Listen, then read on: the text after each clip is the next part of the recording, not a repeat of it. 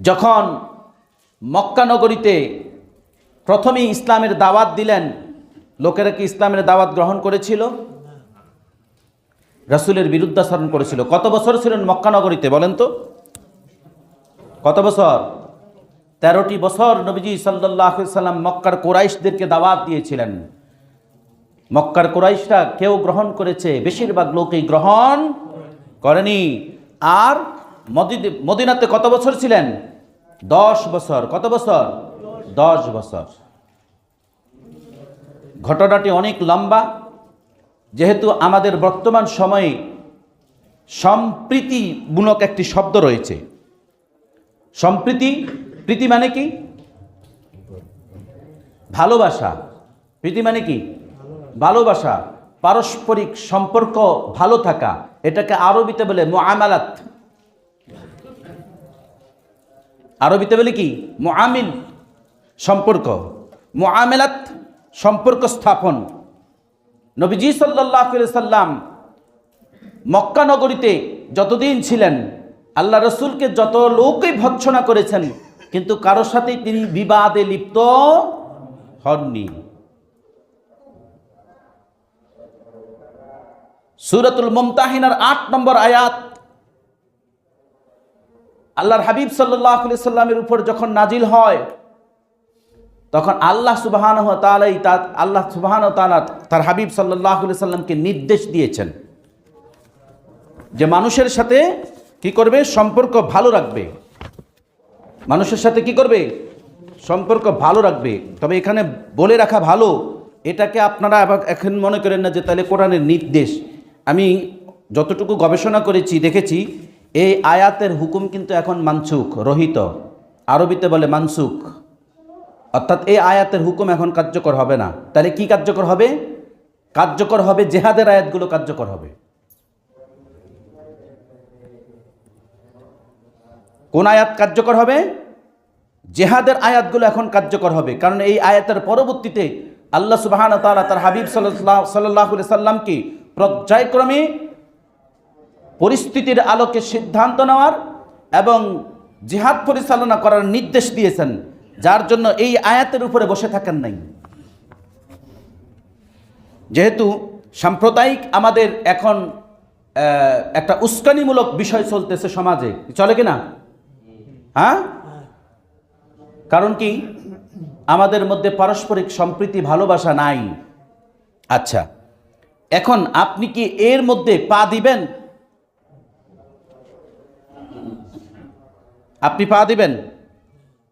এই উচ্ছৃঙ্খলার মধ্যে পা দেওয়া যাবে? পা দেওয়া যাবে না। কি করতে হবে? সিদ্ধান্ত নিতে হবে কোরআনের আলোকে। এখন কোরআনের আলোকে যদি আপনি সিদ্ধান্ত নেন, তাহলে তো আপনাকে কোরআন অধ্যয়ন করতে হবে, কোরআন থেকে জানতে হবে, তারপর আপনি সিদ্ধান্ত নিতে পারবেন। কোরআনই যখন অধ্যয়ন করবেন না, কোরআনের জ্ঞানই যখন আহরণ করবেন না, রাসূলের দিক নির্দেশনা যখন জানবেন না, তখন তো ভুল সিদ্ধান্ত আপনি নেবেনই। আর যখনই কোনো জাতি কোনো ভুল সিদ্ধান্ত নেয়, সেই জাতির উপর কি নেমে আসে? হ্যাঁ, শাস্তি নেমে আসে, খড়গ নেমে আসে, যে মানুষের থেকেও তাদের উপরে শাস্তি নেমে আসে।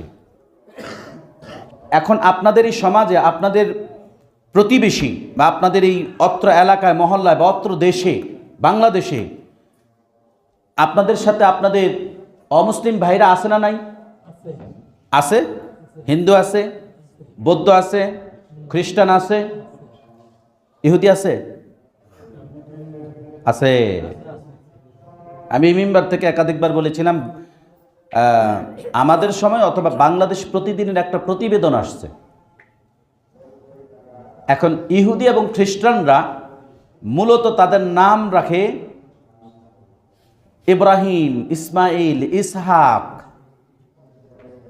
আপনি পার্থক্য করতে পারবেন না সে কি খ্রিস্টান নাকি মুসলমান।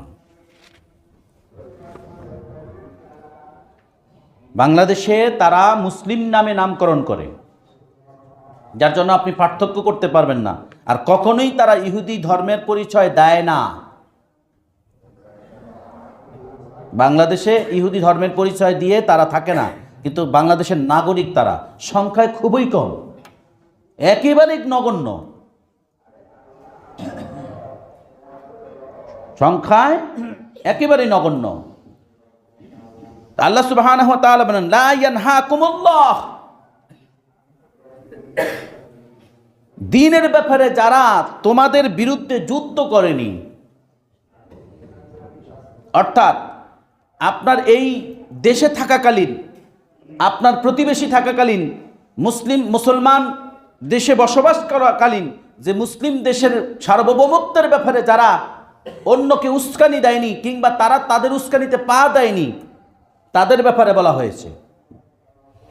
দ্বীনের ব্যাপারে যারা তোমাদের বিরুদ্ধে যুদ্ধ করেন, লা ইয়ানহাকুমুল্লাহ, যারা লিপ্ত হয়নি, আল্লাযীনা, যারা লাম ইউকাতিলুনা, যারা যুদ্ধে লিপ্ত হয়নি, ফিদ্দীন, দ্বীনের ব্যাপারে। বাংলাদেশ সার্বভৌমত্ব, এটা যদি আমরা ইতিহাসের দিকে যাই অনেক লম্বা হিস্ট্রি চলে যাবে। বাংলাদেশ কিন্তু ভাগ হয়েছে তখন পাকিস্তান নামে। কোন নামে ভাগ হয়েছে? পাকিস্তান নামে। আজকে জনসংখ্যার দিক থেকে পার্থক্য বা বিভেদ হয়নি, আলাদা হয়নি, হয়েছে ধর্মের দিক থেকে আলাদা হয়েছে। কোন দিক থেকে? ধর্মের দিক থেকে আলাদা হয়েছে। এটা মুসলিম কান্ট্রি, মুসলমানের সংখ্যা এখানে বেশি, ওইখানে মুসলমানের সংখ্যা বেশি, ওখানে হিন্দুর সংখ্যা বেশি। এই ভিত্তিতে দেশ ভাগ হয়েছিল। ব্রিটিশরা ভাগ করে দিয়ে গেছে। কারা ভাগ করে দিয়ে গেছে? ব্রিটিশরা ভাগ করে দিয়ে গেছে। তাহলে এটা ধর্মীয় দিক থেকে এই দেশকে ভাগ করা হয়েছে, জনসংখ্যার দিক থেকে ভাগ করা হয়নি। এটা একটা আলাদা করে দিয়ে যায়, ওটা একটা আলাদা করে দিয়ে যায়। এই ভিত্তিতে দেশ ভাগ হয়নি। ইতিহাস আপনাদের অনেকের জানা আছে। সম্মানিত হাজিরিন, আল্লাহ সুবহানাহু ওয়া তাআলা এরপর বলেন, ওয়ালাম ইউখরিজুকুম মিন দিয়ারিকুম।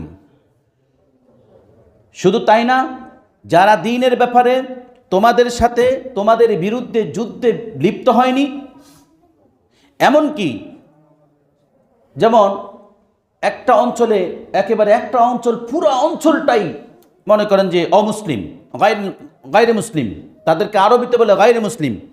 একটা অঞ্চলই অমুসলিম, সেখানে দুই একটা পরিবার আছে মুসলিম। আমি বোঝানোর জন্য বলছি, দুই একটা পরিবার আছে মুসলিম। তাদের ব্যাপারে বলা হয়েছে যে তারা তোমাদেরকে ওয়ালাম ইউখরিজুকুম, তোমাদেরকে বের করে দেয়নি। অর্থাৎ অমুসলিম অধ্যুষিত এলাকায় মুসলমানদেরকে বের করে দেয়নি। কিন্তু আল্লাহর বিধান এই আয়াতের আলোকেও যে সমস্ত অমুসলিম দেশে মুসলমানদেরকে শুধু ধর্মের কারণে, মুসলমান হওয়ার কারণে বের করে দেয়, তাহলে কিন্তু মুসলমানরা তাদের সাথে যুদ্ধ করতে বাধ্য এবং যুদ্ধ করা ফরজ। আল্লাহ সুবহানাহু ওয়া তাআলা বলছেন, তোমাদের স্বদেশ হতে বহিষ্কৃত করে দেয়নি। ওয়ালাম ইউখরিজুকুম মিন দিয়ারিকুম, যে তোমাদেরকে তাদের অঞ্চল থেকে, তাদের স্বদেশ থেকে, তাদের দেশ থেকে তোমাদেরকে বিতাড়িত করে দেয়নি, বের করে দেয়নি, তোমাদের বিরুদ্ধে যুদ্ধও করেনি এবং তোমাদেরকে তাদের স্বদেশ থেকে বেরও করে দেয়নি। আল্লাহ সুবহানাহু ওয়া তাআলা বলেন, মিন দিয়ারিকুম আন তাবাররুহুম ওয়া তুকসিতু ইলাইহিম। এবার তাদের ব্যাপারে আল্লাহ বলেন, অতএব তাদের প্রতি তোমাদের সহানুভূতি, তোমাদের মহানুভবতা এবং তাদের প্রতি তোমাদের ন্যায় বিচার, আল্লাহ তোমাদেরকে নিষেধ করেছেন তাদের বিরুদ্ধে ন্যায় বিচার করার জন্য, কিন্তু ন্যায় বিচার অন্যায়ভাবে আচরণ করতে তোমাদেরকে নিষেধ করেছেন।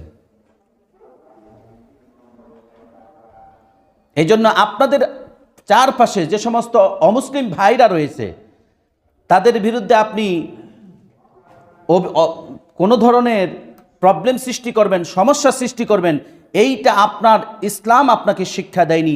যেই ইসলামের ব্যাপারে আপনি একটু আগেই ওমর রাদিয়াল্লাহু তাআলার কথা বলেছিলাম, যে ওমর রাদিয়াল্লাহু তাআলা রাসূল সাল্লাল্লাহু আলাইহি সাল্লামের সামনে বলেছিলেন, রাদিতু বিল্লাহি রাব্বাও, আমি আমার রবের প্রতি সন্তুষ্ট, আমার আল্লাহর প্রতি সন্তুষ্ট। আল্লাহকে আমি রব হিসাবে পেয়ে, আমার আল্লাহ আমার প্রতিপালক, আমার আল্লাহ আমার কি প্রতিপালক, আমার রব হিসাবে আমি আমার আল্লাহকে পেয়ে আমি আমার রবের প্রতি সন্তুষ্ট।